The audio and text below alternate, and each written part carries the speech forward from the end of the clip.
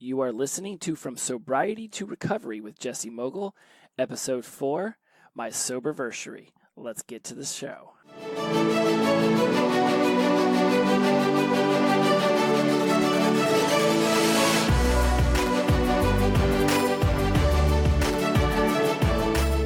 Welcome back, everyone. It is so great to be here. I thank you so much for honoring me with your time and your dedication to listening to the show. It has been a labor of love over here, putting together these episodes and just really making sure that I'm pumping out some good content for you guys, because it matters to me that I am bringing value into your lives. And by listening and by being a part of this, you bring value to mine.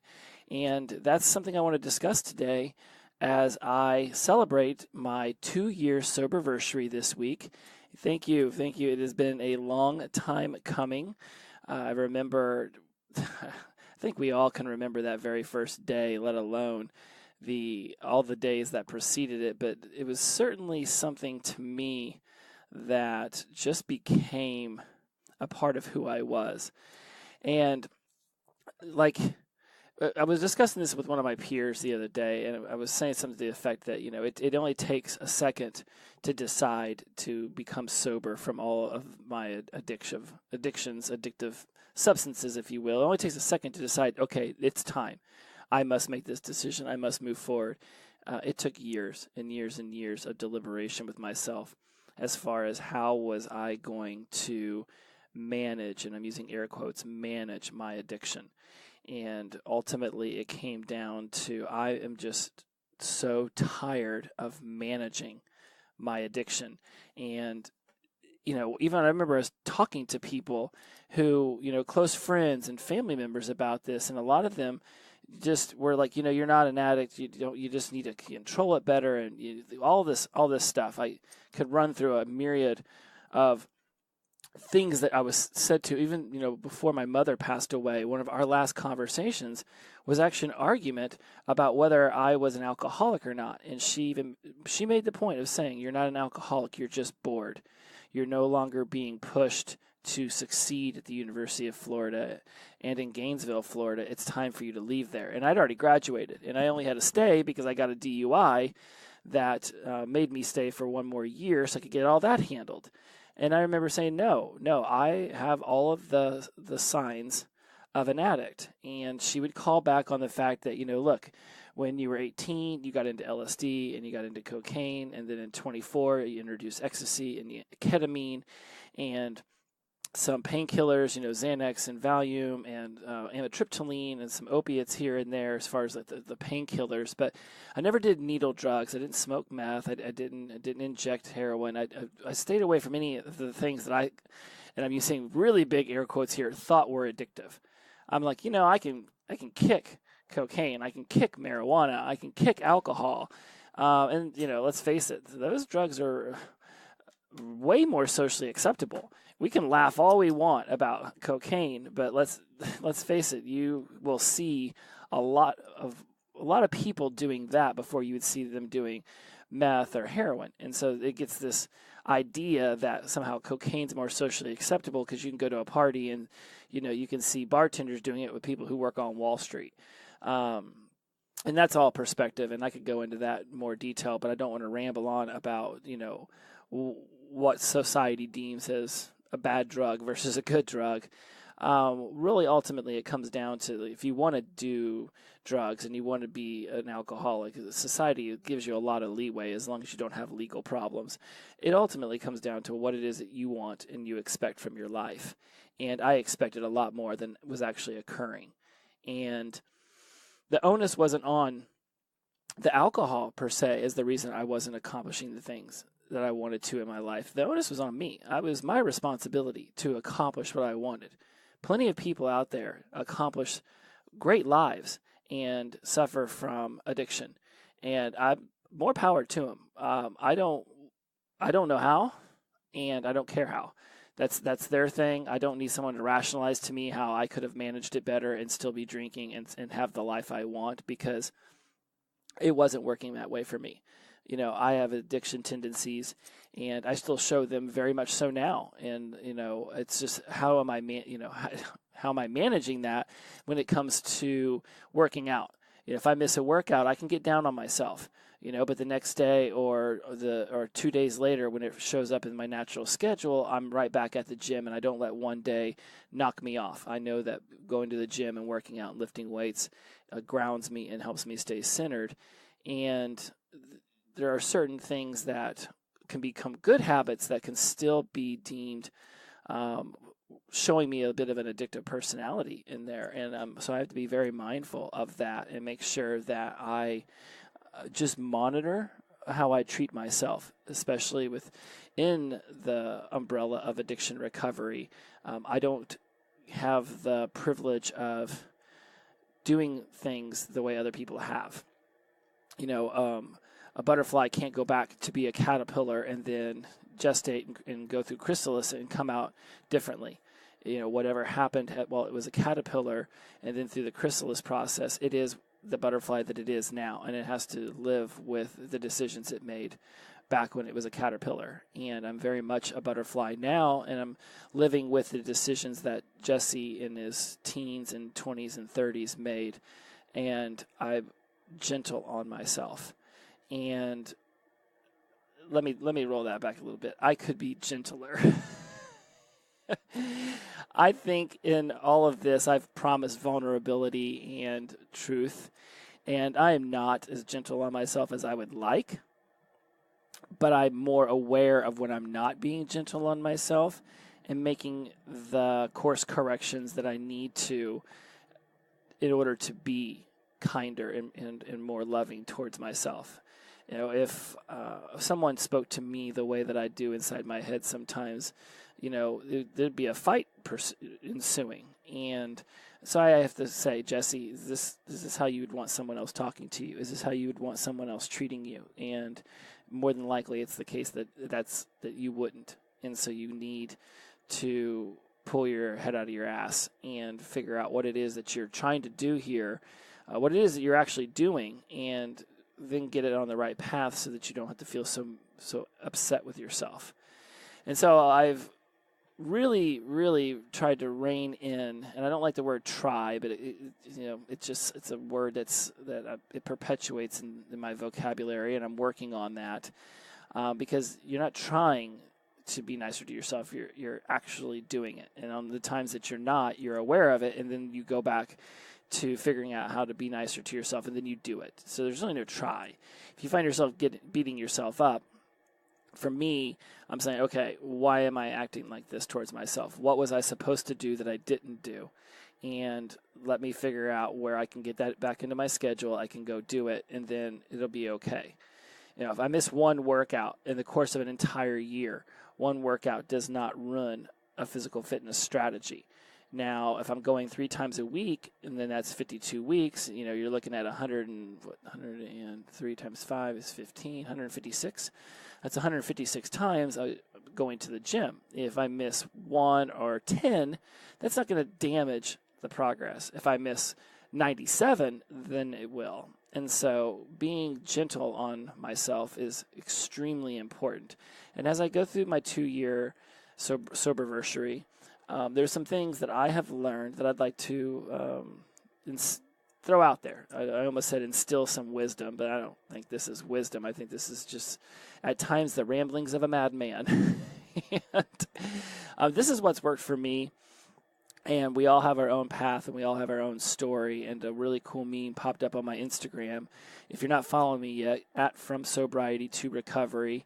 And I follow just a ton of different people's pages that have stuff to do with that, because I just love the memes, and I love the positive energy I get from reading about other people's sobriety and recovery. And I just recently got on Reddit because I heard there was some really great stuff happening over there. I've never even been to Reddit's website. Other people are flabbergasted that I just said that because they are on Reddit all the time. There's only so many hours in the day. It's like, am I going to be on Reddit for an hour, Facebook for an hour, or Netflix for an hour? There's only so much screen time I am allotted in my sobriety and recovery, because it's important to me that the focus is on my own 3 spheres: career, self, and relationships, and not other people's decisions on what I should be doing with my life. And a meme I came across on Instagram the other day said, just because my path is different doesn't mean I'm lost. And I think this is extremely important because one of the first things that I wrote down in my notes before I jumped on here was that there are many ways to get sober and step into recovery. And this to me is extremely, extremely powerful for all of us to understand, because the moment you get sober, anyone else who has been sober or known someone to get sober will immediately start giving you their interpretation of what you should be doing in order to be successful in sobriety and recovery. Anyone who loves AA or NA or Refuge Recovery or Smart Recovery, they're immediately going to tell you all the reasons why their way is the only way, and if you do it any other way, you're going to fail. I seem to get this a lot more from the AA and NA people than I do from the Refuge Recovery or the Smart Recovery people. I get, for those of you out there who've done AA and walked away or still love it, I love whatever you want to do. Whatever gets you to stay sober and move into recovery so you're not white-knuckling it and hoping nothing bad happens today, or you'll end up in a bar, or you'll end up using drugs, whatever it takes. Let me first and foremost say that. Your path is your path, and I will not tell you to deviate from it one iota. If it's working for you, then it's working for you. When I went to AA at University of Florida for a couple months. I did not like the energy that came from that.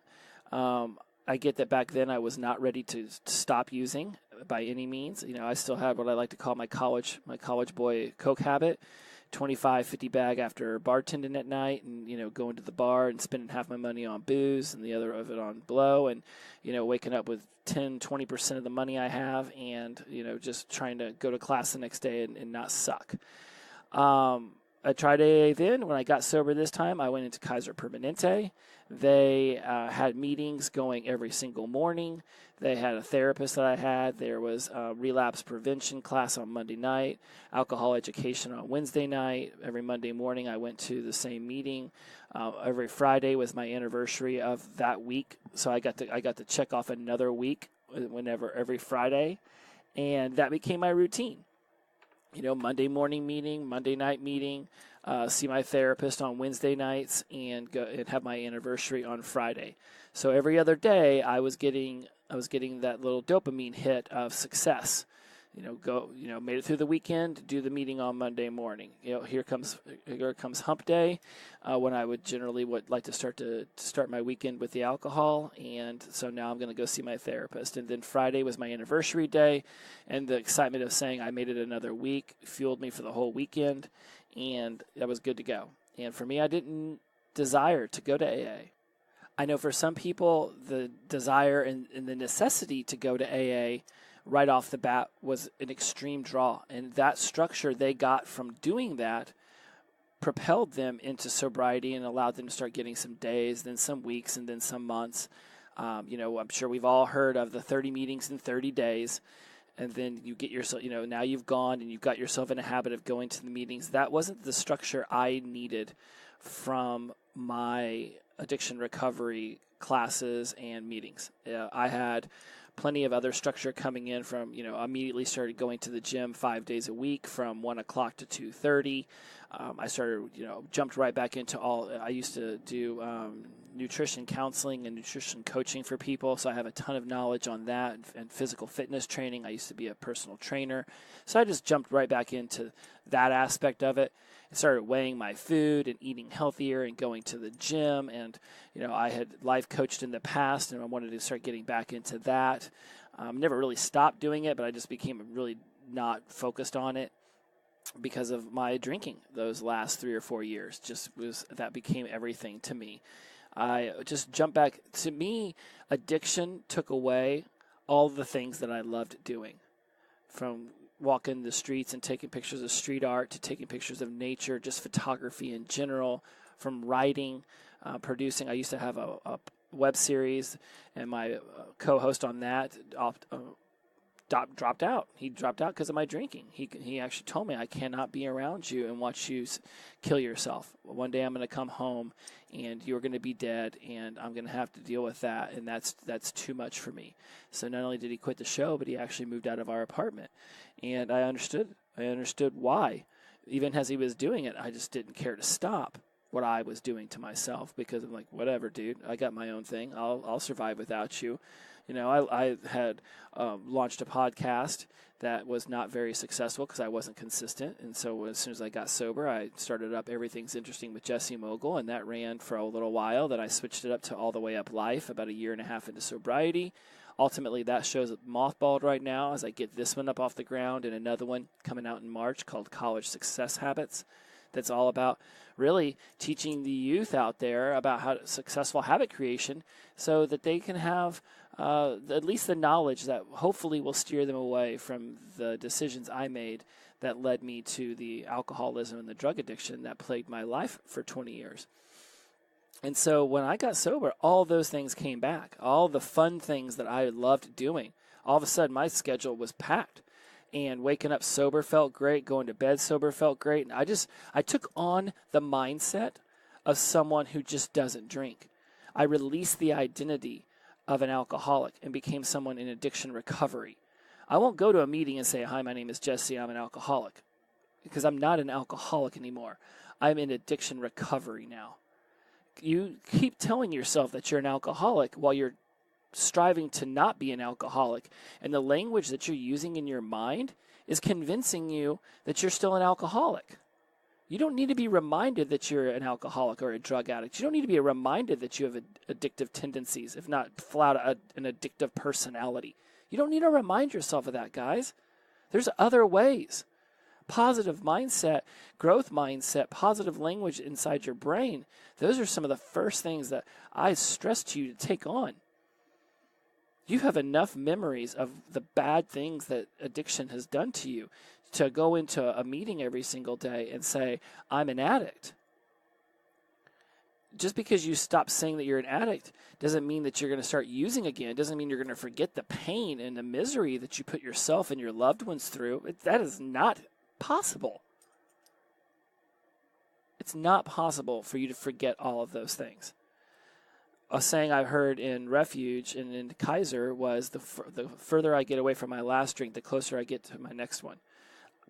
I don't believe that. I don't. Not for myself, because I've released that identity of somebody who drinks. I just don't drink.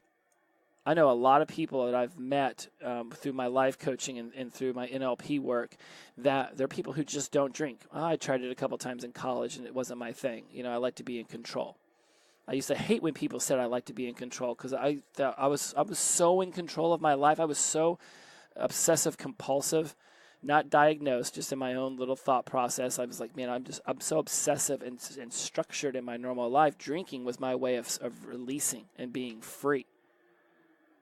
I have so many better ways of releasing and being free now that don't require alcohol and don't require drugs. I couldn't even imagine putting alcohol into my system now. Not to mention I have to reset my counter. I love that I've got 2 years. But to me, it's like, for what purpose? One is too many and 1,000 never enough. One beer isn't going to cut it. I don't have the it's not even that I don't have the strength to manage anymore. I just don't have the energy to care to manage it anymore.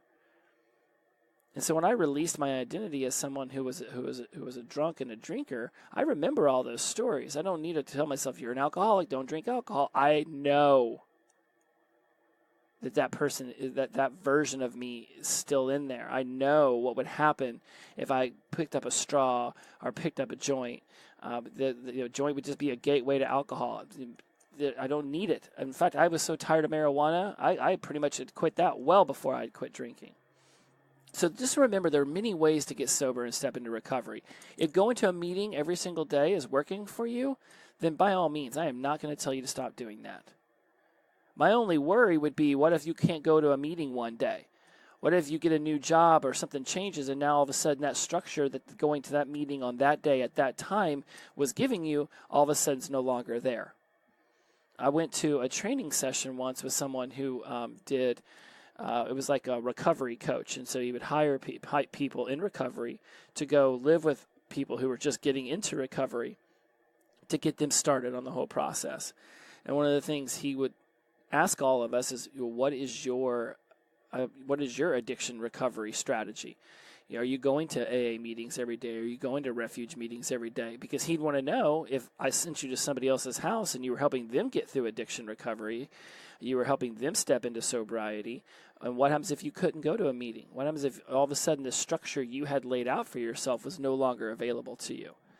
And that's where I worry when I hear people say, oh, I go to meetings every single day. All right, good. That's working for you. And I hope that you never find yourself in a position where you can't go to a meeting and then all of a sudden you start thinking relapse is a solution or is a potential area where you could step back into. That would make me extremely sad. And so whatever way you're getting sober, then that's great. But to me, it's like when I coach clients, I tell them my goal is, not even my goal, my plan of action and exactly what I will do for you dictates that you will graduate away from me.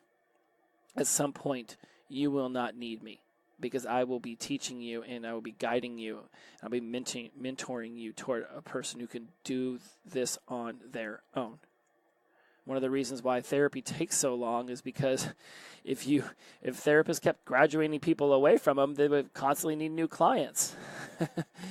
With neurolinguistic programming, we can literally go into your timeline and figure out what it was that caused that programming that led you to that decision.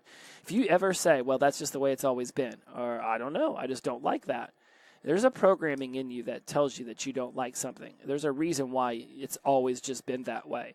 With NLP, we can dive into your mind. We can figure out what it was, and we can change the perspective and that you have of that moment, and we can heal you from it. It's a beautiful thing. Go ahead and Google NLP if you like. I promise you, you'll be flabbergasted by the information that's out there on this stuff. And yes, there are people who will talk about it negatively.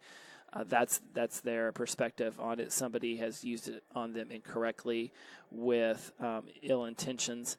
The difference between a positive, what is it that they say? It's all about your motivation for using NLP on someone. If it's for positive, like check this out. If you go to your loved one and you tell them that you love them when you see them in the morning, right? It could be manipulative because you're trying to manipulate them into knowing that you love them, into showing you loving feelings back, right? If your intention of telling them that you love them is nefarious, is evil, is negative. Now, if your intention for telling them that you love them is to positively influence them to understand how important they are in your life and how dedicated you are to seeing them do well because you're supporting them, then that's positive. And that's where the beauty of NLP lies. It can either be manipulative or it can be influential. It's all about the mindset of the person who is doing it or, showing it or saying it to the other person. And so I love the idea of being able to release my identity as an alcoholic and being able to step into addiction recovery as someone who just doesn't drink. Do I get cravings? Absolutely. Do I see people drinking and have to just my brain just goes off into its own little what if scenarios? Yes. Play it out to the credits, guys. Play it out to the credits. What would happen if you had that one beer, that one joint, that one line, whatever your addiction is? What would happen? Yeah, you could convince yourself that for a while you'd only have one here and there. But if the addiction is that instilled into you, it might take a year, 2 or 3, but at some point you'll go back to where you were. Play it out to the credits and realize there's no reason to have one because you're going to want 1,000 more. And do you really, really, really think that is the best avenue for your life to go down? I feel like I got on a little bit of a tangent there, so we're 25 minutes into what I would normally like to be a 25-minute podcast, but I'm diving in a little bit deeper here today because it is my 2-year Soberversary, and while a lot of the times I'll be teaching stuff that I really want you to be able to take and actionably put into your life, this is more about my experiences. Don't believe one size fits all when it comes to sobriety and recovery. Whatever's working for you, let it work for you. And if you hear somebody else is doing something differently, don't immediately jump down their throat and say, well, you're going to relapse because you're not going to AA every day. You're going to relapse because you're not going to Refuge Recovery every other day. You're going to relapse because you're not doing it my way. That is just an asshole thing to say to someone. That is a horrible thing to say to someone. Just because they're doing it differently than you doesn't mean that they're lost. Just because you're doing it differently from them doesn't mean that you're lost. And so if they immediately start trying to tell you how you should be dealing with your sobriety and recovery, check them and say, look, I've got this. Or listen with loving arms, but make sure that the conversation is more about sharing experiences and sharing what you've learned and less about do it my way or you're going to fail. There's going to be some times where I'm going to tell you guys some stuff and it might come off as do it my way or you're going to fail. Absolutely not. There is some mindset stuff I'm going to discuss that will absolutely benefit your life, that will absolutely change your perspective and the way you frame events and people and thoughts and actions and everything else. Absolutely. There's some stuff I'm going to teach that's pretty damn universal. You either take it into your life or you don't. I'm not saying that your life won't still be awesome if you don't. Just for me, this information has worked. For me, these lessons and teachings that I've read about or learned from other people have drastically benefited me. And so I bring that information to you under the guise of this has helped me. I think it could help you. I hope it can help you. I believe it can help you. That's it. I'm not trying to get everybody on the Jesse Mogul, let's be sober and into recovery bandwagon. That's not the lessons that I talk about. That's not how I function. Has it worked for me? Absolutely. Will it work for you? I think so. But something else could work for you as well. Just make sure that you're not saying no to the things that I'm saying just because you want to be stuck in your ways. When I still work part-time at a restaurant, and one of the things I try to talk to the coworkers about there is just about efficiency and speed of movements and attitude. And they're like, well, she has her speed that she's going to work out. You have yours, and that's just the way it is. Well, I mean, when you're in the hospitality industry, it's expected that you're going to be able to step it up and move a little faster when things get hectic so that everybody can be taken care of. You don't get to keep going at the same old pace that you can when it's slow. And that's how it is in your own life. Just because you've been doing something for a long time and it's been working doesn't mean that there's not a better way for it to work.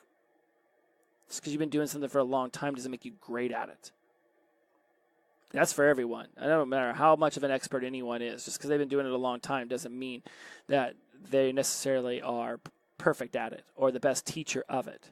You got to find someone that resonates with you and that you can feel connected to. Because when you feel connected to someone, that you'll have a positive state change. And a state's just, that emotional feeling that you get from being around someone or involved in an activity. And if it's a positive state change, then you're going to be more open to their advice and their help and their mentoring. And that's really what everyone's seeking when they go to these meetings, right? Is a positive state change. Instead of being afraid that they might use today, now they feel thrilled that they're sober because they got to see person A while they were there, and that person generally says something really uplifting and amazing, and so they go to that meeting because they can't wait to be around that person. That's why everyone's going to these meetings, is to be around one another to get a positive state change. So be that positive state change to yourself and to those other people. It's extremely important. You see how when you go into those meetings that your energy is a part of that entire event. It doesn't mean that you always have to be happy. We have bad days. But these days that you're having that are bad aren't bad because you're not using. They're bad based on perspective and framing, but two, they're just bad because that's life. Sometimes you wake up late from the alarm because you didn't sleep well the night before, and things don't go that great when you're getting ready for work. And then you get in the car and there's traffic everywhere and there's people walking slowly in crosswalks and the weather's bad, or the weather's great but there's still tons of traffic. I mean, it's not a shitty start to your morning because of alcoholism and drug addiction. It's just life. Some days are better than others. I can promise you, and I'm sure anybody out there with some time, even one day, can say, hey, waking up today not using is way better than waking up after hungover from using. And so what grounds you? What force are you using to ground you in sobriety and recovery?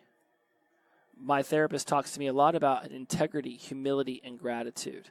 And I'm going to do a whole show on these. So I might even give each one of them its own show because they're so important to me. My first 6 months in sobriety and recovery, looking back on it, I was a bit of a prick to people, and not in a bad way. To me, I was just so thrilled that I was sober. I was just like, man, this is easy. This is great. I just slid right into it. There was I kept alcohol in my room for the first 6 weeks just to make sure I was sure about it. Turns out I'm not the only one who's done that. I've heard in a lot of different meetings that people have kept their paraphernalia and their alcohol and their drugs within arm's reach just because of the fear of saying goodbye. For me, it was just like, are you serious? If you're serious, Jesse, then good, stay sober. But if you're not, there's a bottle of Jack underneath the bed, and there's a 12-pack hiding in your closet, and there's a couple bottles of wine in your underwear drawer, just to make sure you're serious about this. Because if you're not, I want to make sure it's easy on you. Then I was serious, and I ultimately didn't use any of those things. I gave them away to friends, and I moved on. My point is that with integrity and humility and gratitude, it completely changed my perspective on what it was I was accomplishing. Having humility that getting into sobriety isn't as easy on everyone else. And just because it was easy for me, because I immediately got back in the gym and started weighing my food and started losing weight and jumped back into my projects, doesn't mean that that's the way everyone should do it. There will be plenty of people out there who would say you probably should not have already been working at a hotel job for 30 hours a week and then added on another 30 hours a week to building up your podcast or your life coaching stuff, or being an entrepreneur and running a studio that helped people launch YouTube shows, and I was blogging and writing. People would say you shouldn't have taken on so much work. You should have just focused on yourself. Well, that's what I did worked for me. I've since slowed down a lot since then, but I still keep myself pretty busy because I've got a lot of amazing goals that I'm going to accomplish, and therefore there's a lot of ambition inside of me, and I just can't put the brakes on that. I just plow forward. But everybody has their own way. And when I would go into some of these meetings and listen to these people complain, I would in my share, I wouldn't necessarily say anything negative towards what they said. I would just be like, oh man, Jesse 2.0 is amazing. This is awesome, and this is awesome, and this is awesome. And there was no humility in what I was saying. There was no gratitude towards what I was accomplishing.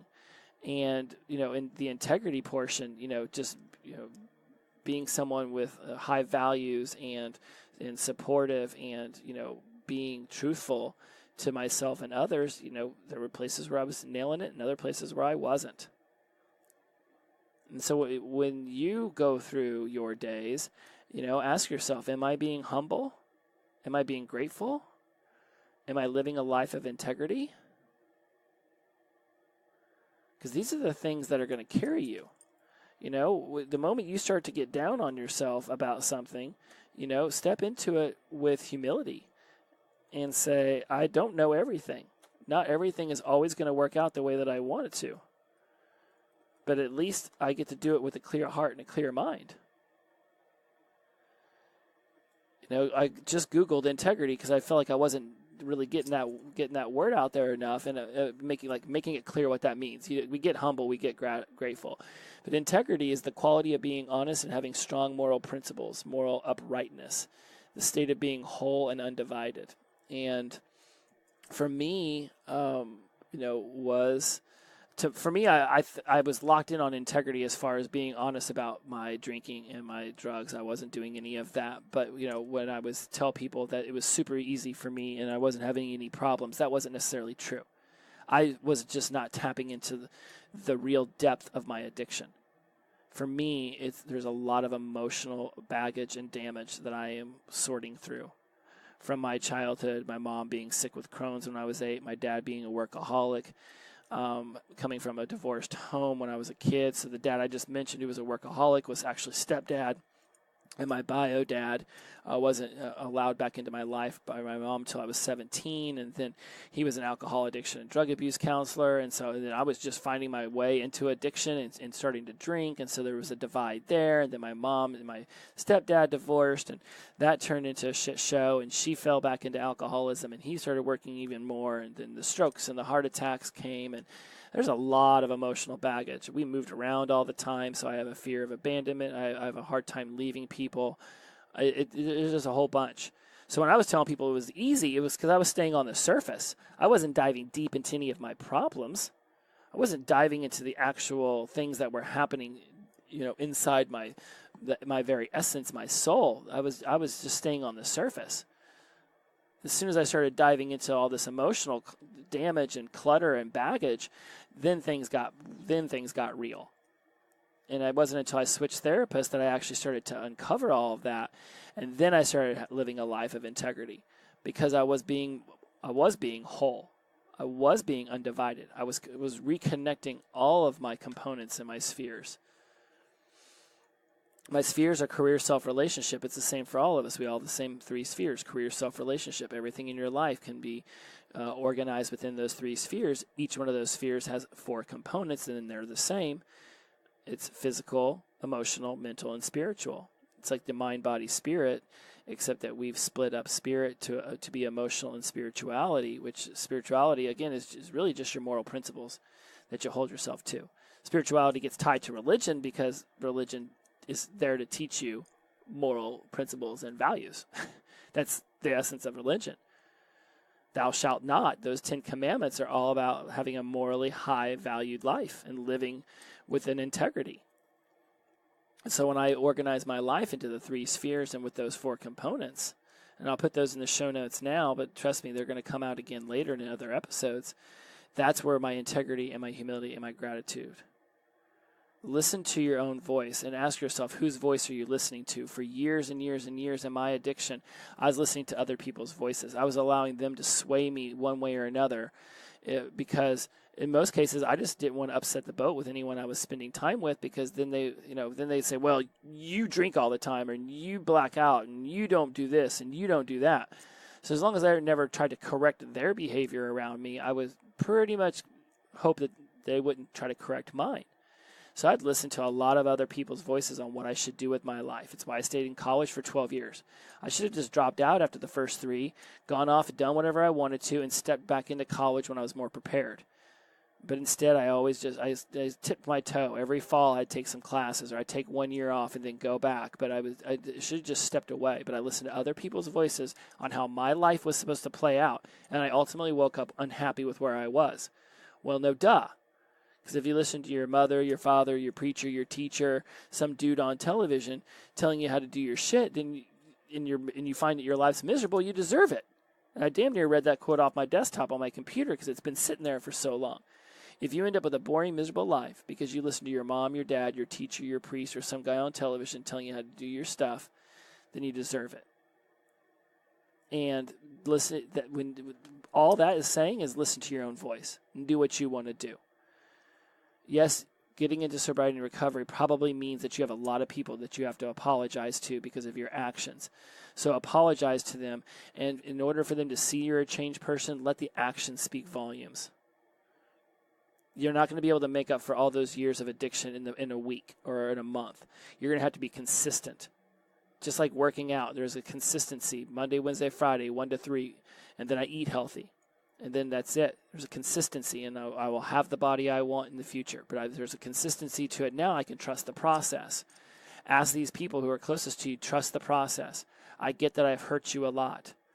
But now I'm working on being a different person, and I need you to see me as a different person in order for the changes I'm making to even be visible by you. I need you to start seeing me as this different person. To me, that is extremely important. And for those of you out there who've been like, well, what about for the person who relapses 5 or 6 times? Or maybe you're one of those people whose loved one is the one who relapses. And you're like, how every single time they get sober, they say, this is going to be it. This is going to be it. And I'm like, oh, sure. That's what you say. That's what you said the last 5 times. Well, what kind of message are you sending to that person? Let's sit down. Let's have this conversation about the messages that they're saying in their head that are leading to the relapse, because a relapse happens well before the actual act of using ever occurs.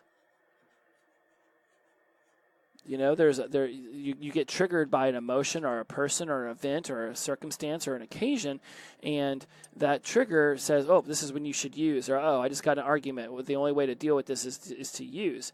You know, be that change that you want that other person to be that there for them as well.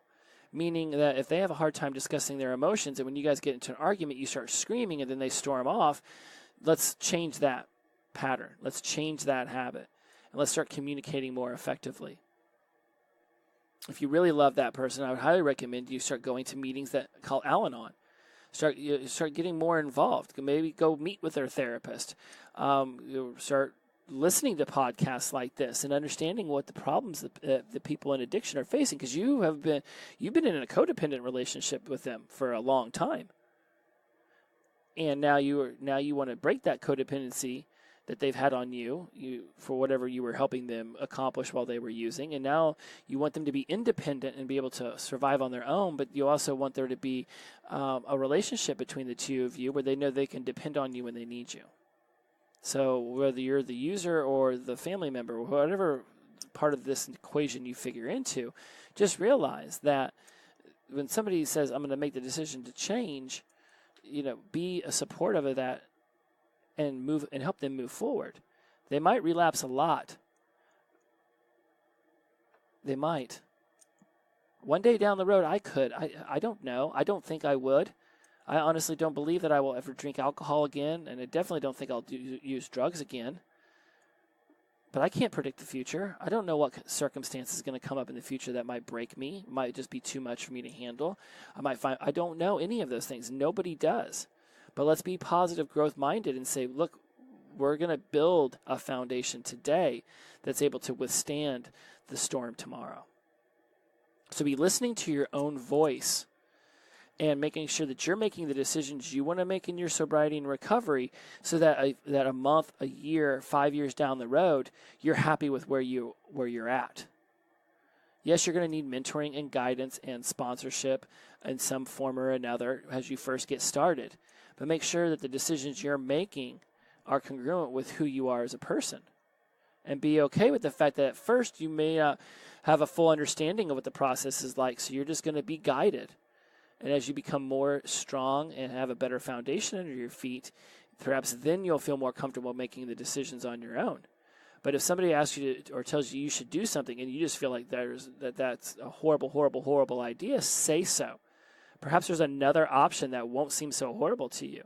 We know using isn't an option, right? We say, okay, I'm not drinking, I'm not using drugs. Okay, fine, that's no longer an option. Now, how we're going to be successful in sobriety and recovery, there are a trillion ways that that's going to happen. And so when you go through this process, be aware of those who are closest to you, and ask yourself, who am I allowing into my new life? You're going to have to let go of those people you used to use with unless they're getting on the sober train with you, because they're not going to want to see you succeed, because then they're going to have to look at themselves in the mirror and say, who am I? When my sister checked herself into rehab months before I was ready to do so, I remember thinking, wow, if my sister can do it, then by God, I can do it. Not because I'm better than her, but because I love her and I know how strongly addiction was coursing through her veins. So she can do it. I can do it. Not better, not worse, not as a competition, but merely like, wow, if my boo is ready to go off and make that decision, then here I go. Let's do this. Let's do this right now. And of course, it still took me like 4 months. But the point was, it opened up that door that says, I could do this. And so when you get yourself into sobriety and recovery, ask yourself, who's going to stay and who's going to go? And if there's some family members and some relatives or some loved ones who don't think it's real, who think you're going to relapse, who think you're going to step off and you're going to go back to the same old ways, then you might need to not be around them for a while. Go off and get yourself sober, get yourself into recovery, start to heal, and if you're an AA person, you got to do the 12 steps, and then call them up and ask for forgiveness and do whatever those 12 steps ask you to do. And if that opens up a conversation where you guys can be buddies and loved ones and friends again, and they can be in your life and support you, then great. If they still have doubts in their mind and they're still going to put that negative energy, like I'm just waiting for the other shoe to drop, then just step back and know that actions speak louder than words. And if 6 months, a year, 5 years comes down and they still think, nope, you're still the same person, nobody changes. People who say no one changes are the kind of people who don't change. But the beauty and the insanity of it is everybody changes. Change is inevitable. Accept that first and foremost, that change is inevitable. These little slow changes that happen over time that people think they don't realize. I used to love going to parties. I used to love being around big crowds and loud music. Now I'm just like, it's Friday night. It's 9 o'clock. Man, maybe I'll just stay in. I don't really need to do all that. I've done it. It was great. It was then. It's different. I've changed. New Year's Eve, I stayed home. Back in the day, there is no way in hell. I used to think, how much ecstasy and LSD am I going to eat before midnight? So I'm blowing up right at midnight. It is the best New Year's ever. I don't think that way anymore. So people change. Everybody changes. Just are they aware of the changes that are happening? And when you're going to make this huge, drastic change of getting sober and getting into recovery into your life, and the person saying, I don't believe that people can change, perhaps they've never tried to make such a drastic, huge change. Or they have and it hasn't worked. So within themselves, they see an inability to make these big, vast changes that they want. So they don't think that you can do it either. If you're 100 pounds overweight and you go off and lose 100 pounds, then you go around to all your friends who are still 100 pounds overweight and say, look what I was able to do. And they're going to be like, you'll gain it back. Or they'll come up with 87,000 reasons why what you did wouldn't work for them. Well, then that's their limiting mindset. And you have to decide, do you want that person in your life? Eventually they'll come around. I get people hitting me up on Facebook regularly, I'd say once every week, being like, wow, it's amazing the new life you created for yourself. Do you have any pointers? Because I'd really like to change this about myself. Yeah, I've got some pointers, and I appreciate that you would come to me and be vulnerable and ask me. And let me offer you some suggestions, and let me see if I can help you get on the right path. Because this is what's worked for me, and there's a good chance it could work for you. And if not, it'll at least push you toward this new version of yourself, and you'll learn things from it, and you'll be able to start creating your own style. A 540 kickflip, which is it's a skating trick for those of y'all who don't know what that is. A 540 kickflip, basically, it's done the same way, right? The board's got to do its thing 540 degrees underneath your feet, and then you land back on top of it. But the style that got you into that trick and out of that trick is your own. Whether you're goofy foot or regular foot, or what kind of clothes you wear, or the way your toes pointed, the way your heel flips, all of that, it's all your own style. It might look minuscule and insignificant to the layman's eye, but to somebody who really knows what's going on, they see that. I guarantee you that Tony Hawk and all his cronies can watch each other and immediately see the different styles in which they're doing the exact same tricks. That's your own style of being sober. It's your own style of being successful in this new world you're stepping into. And if you just do what I've done and just start, and I just listen and I read and I learn from all these different sources, and I'm just making this big old melting pot of what Jesse's sobriety and recovery stew looks like. Sometimes it tastes better certain days than it does other days, and I've got to be like, nope, that ingredient's not working for me. But I originally thought it would. So what was that ingredient supposed to add to my life? And is there another ingredient that I could test out instead? So all of this, I hope, has helped you gain a little bit of perspective on why I feel that sobriety and recovery has been so successful for me. Ultimately, the quitting the alcohol and the drugs was the easy part. I left all of the hallucinogenics behind in my 20s. I dabbled a little bit in cocaine in my 30s, but for the most part, that just naturally went away. Ultimately, I just couldn't stand how I felt the next day on all that stuff. And then marijuana and alcohol stayed around because those are more socially acceptable, and eventually marijuana just made me feel lethargic and stupid. And then alcohol stayed around because it's socially acceptable, and it's what society's programmed to do anytime there's a group of people getting together. And so that took a lot more effort to get rid of. but every day is the best day of my life because I wake up sober, and I've got 2 years and 6 days under my belt now. And I was going to shoot this podcast on the day of my sobriety day, but there was just so much running through my mind, and I just thought, okay, let's figure it all out, and let's make sure that this is the best podcast of all time. This is going to change lives. And then I realized there is no perfect. The procrastinating because of being vulnerable to you guys and opening up about all of this stuff. I don't know how it's going to land.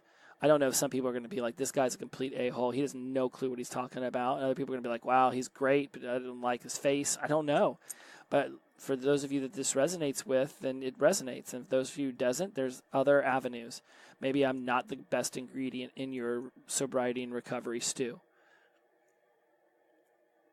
I put a lot of effort into being a great ingredient for those that are congruent with the way I'm running my life and want to hear more about it. And if you think, it's only a matter of time before this guy succumbs or whatever negativity you might want to believe, then that's fine. You keep your negativity and don't listen to my podcast ever again.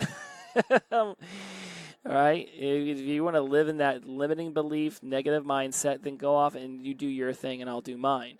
If you want to step into a growth mindset and understand the power of positive energy and understand that negative thoughts are not horrible and that you should step into them and you should ask them why they're there and you should recognize them and you should learn from them and then figure it out and say, thank you, negative thought. I appreciate you for that lesson, and then let it go. There's a whole world of possibilities out there for us, guys. And whether you're 1 minute into sobriety and recovery or you've got 50 years, whatever way you decide to continue down this journey, the more power to you.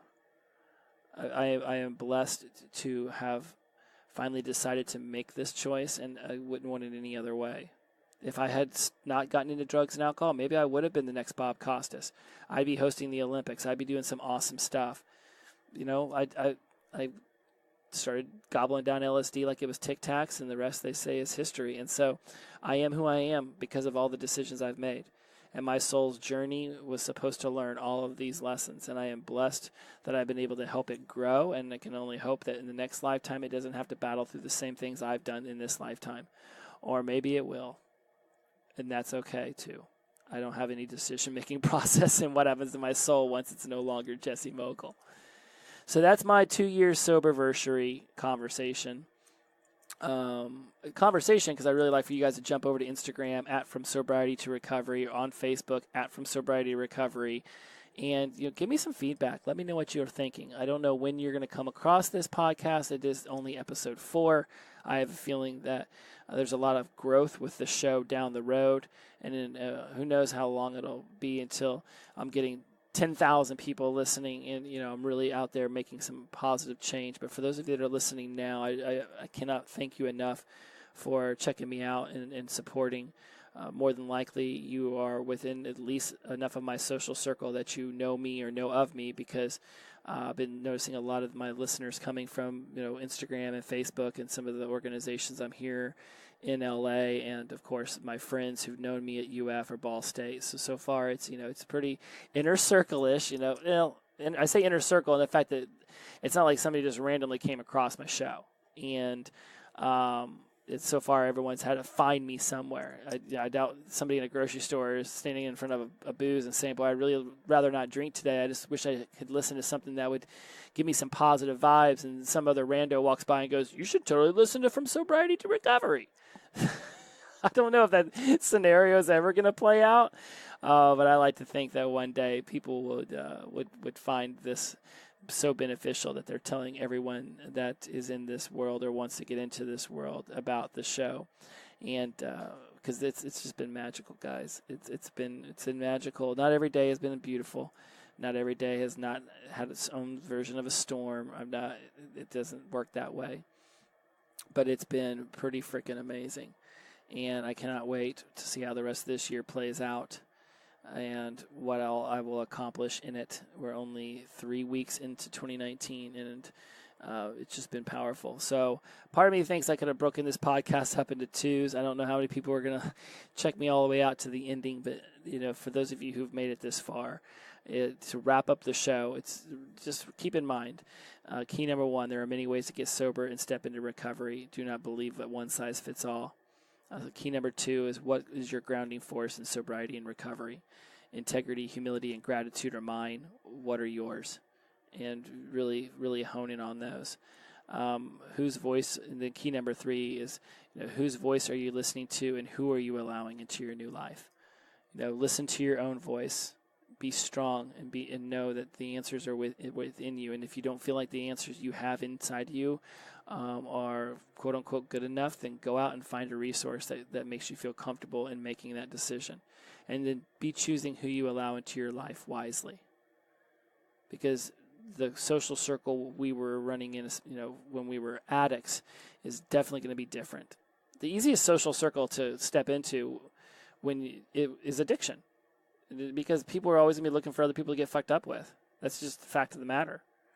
But whenever you get sober, all of a sudden, people are a little bit more choosy about who they're letting into their social circles, because they're doing it with a clear head and a clear heart, and they want to make sure that your intentions are pure and that you do live a life of high values and moral and like cardinal authority, if you will.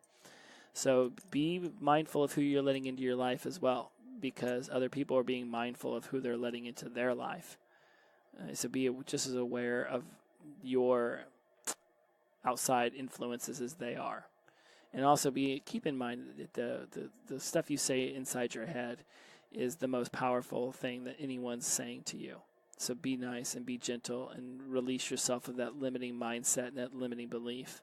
I can't wait to dive into all of this stuff further as this podcast goes on. Again, it is only number 4, but the big reason why I finally launched it now, it was because 2 years was coming up. And I just love talking about all of the things that I've learned that have helped me to dig in to all of the reasons why addiction was something that I walked right into. And I get that some of us are, it's sort of predetermined by our DNA and our family history that we could become addicts.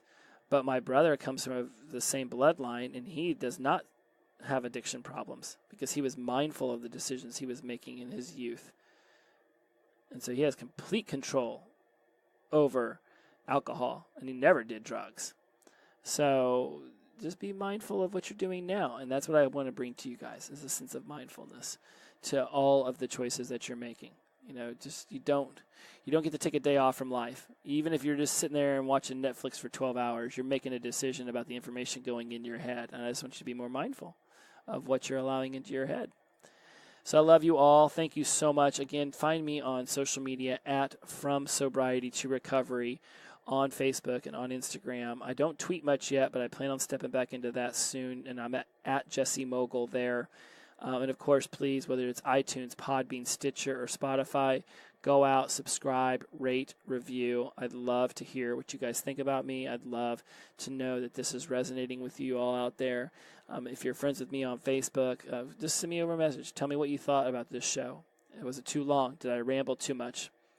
Was I everything you wanted it to be and more? That's it, guys. It is another beautiful day in the neighborhood.